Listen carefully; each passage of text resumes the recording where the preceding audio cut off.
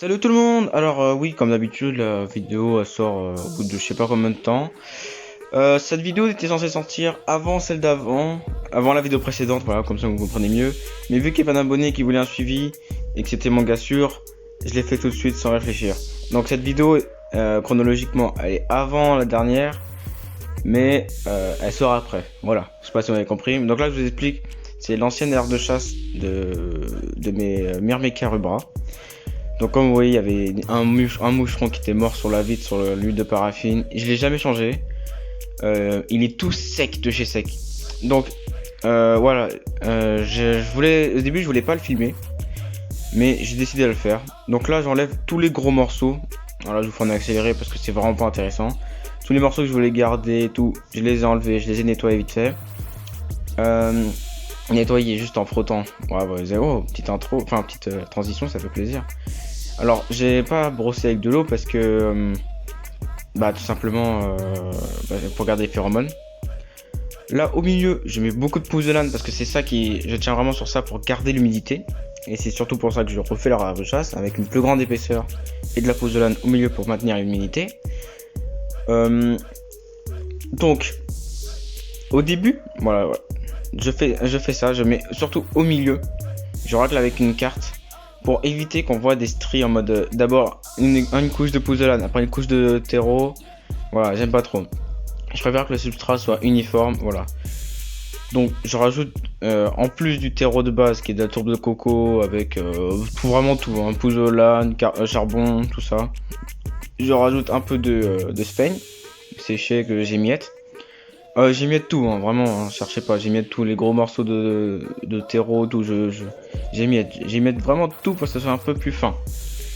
Euh, mais je cherche pas à avoir un rendu comme du sable, hein, mais voilà. Donc je mélange un petit peu. Tous les gros morceaux comme ce charbon, je l'enlève parce que j'aime pas, ça faisait pas assez naturel. Genre un gros bloc d'un coup, enfin bon voilà. J'essaie quand même minimum de recréer un endroit un peu plus naturel.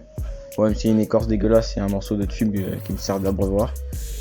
Donc j'essaye d'innover pour une fois. Cette fois-ci sans changer un petit peu l'air de chasse. C'est vraiment pourri mais j'avais vraiment la flemme de rajouter autre chose. Pour l'instant ça leur convient, surtout qu'à ce moment là ils étaient encore 3 avec la reine. Et là je mets mon tube et mon tube en fait était trop petit, du coup j'ai dû tout redécaler ma belle déco. Mais c'est pas grave, hein. Enfin ça me dérange pas, le résultat final il me plaît beaucoup. Bon beaucoup, voilà, pour une petite installation comme ça, voilà, ça me suffit. Donc là voilà, j'essaie de décaler tout ça vers l'arrière. Je rajoute du terreau parce que vu que j'avais fait une petite colline, le tube ne touchait pas directement le terreau, ce qui faisait que ça leur faisait une grosse, comme un fossé. Et donc là, quand les fourmis vous pourront sortir, elles sortiront, elles toucheront directement la terre. Donc je vous montre vite fait les Myrmeca, même si je préfère que vous regardiez le suivi juste avant, parce qu'il y a vraiment les naissances, tout ça. Alors que là, à ce moment-là, il n'y a pas de naissance du tout. Alors là, je vais tapoter, ça paraît brusque, mais en fait c'est pas du tout brusque, parce que là c'est en accéléré. Je fais toujours attention à mes fourmis, à pas les stresser. Ça c'est vraiment une règle d'or un peu chez moi. Je sais pas, vous allez voir, en bas il y a un petit truc qui va partir. C'est un insecte, enfin, je sais pas si c'est vraiment un insecte, mais c'est un organisme détritivore si vous voulez, qui est pas dangereux pour les fourmis, ce n'est pas un acarien. Et voilà, je voulais l'enlever parce que j'aime pas trop. Enfin, quand il y en a trop, j'aime pas. Donc c'était vraiment une vue rapide, hein. Vous voyez vraiment une vidéo d'avant, c'est une vidéo rapidos. Juste après d'ailleurs, enfin juste après, je vais tourner juste après ma vidéo, enfin, nettoyage de ma grande aire de chasse mes sorts. Alors, une fois que tout le terreau est remis, je vaporise. Il faut bien arroser au début. Parce que le terreau est vraiment sec. Mais il faut pas que ça soit détrempé en mode que ça fasse des lacs d'eau. Parce qu'il faut pas que les fourmis se noient. Il faut juste que le terreau soit humide. Alors, je vous précise, quand vous faites ça, il risque d'avoir des moisissures sur la sphaigne. Parce que vu que c'est un truc avec des végétaux encore pas encore en décomposition, et pas 100% du terreau, et bah ça risque de faire de la moisissure, et des champignons, tout ça. Mais c'est pas, non, enfin, ouais, quand je dis champignons, vous imaginez pas des choses de fou, hein. C'est juste de la légère moisissure qui s'en va au bout de 1 à 2 semaines. Personnellement, au bout de 2 semaines, puis ça gêne pas vu que c'est pas toxique, donc moi ça me dérange pas. Ensuite, au-dessus, vous rajoutez de l'huile de paraffine que je n'ai toujours pas fait. Je sais même pas pourquoi. En fait, je trouve pas le temps, mais là, je vais le faire juste après, du coup. Donc, L'huile de paraffine, moi je utilise ça, voilà, c'est un truc très simple, ça fonctionne très bien. Faut pas trop en mettre, mais non plus pas en mettre pas assez. Faut que ça soit vraiment bien. Donc je remets l'air de chasse. Voilà, là je vous montre que j'ai trouvé un magnifique tube dans un truc de vanille. Le tube est très gros, donc on va pouvoir refaire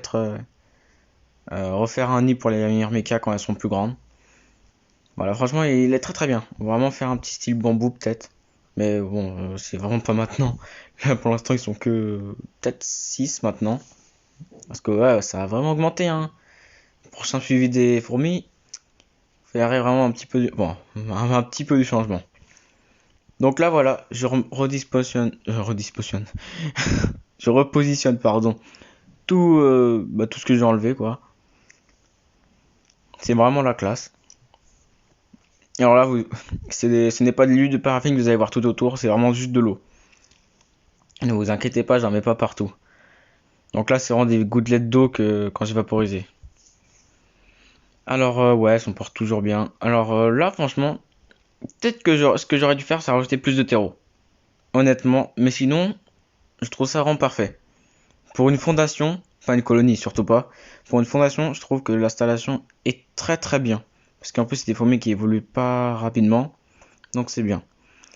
Donc c'est sur ce, c'est comme ça que je vous quitte sur un petit nourrissage qui date de très longtemps avec mon ancienne qualité de téléphone.